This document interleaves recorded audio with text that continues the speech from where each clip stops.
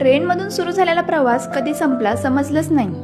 आधी तर सर्व एकमेकांना अनोळखी होतो, पण कधी एक झालो कळलेच नाही.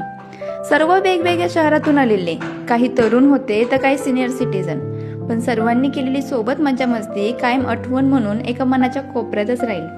मैत्रिणींसोबत काश्मीर फिरायची मजा काही वेगळीच. ते बर्फाचे डोंगरे तर पाण्याचे वाहते झरे, जणू स्वर्गात आलो की काय असे वाटत होते.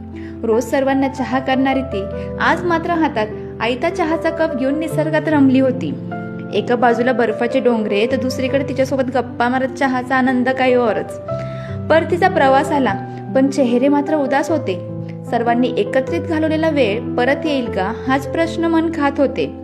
एक गोष्ट मात्र या प्रवासामध्ये समजली की निसर्गाच्या सानिध्यात वेळ घालवण्यासारखा दुसरा आनंद नाही.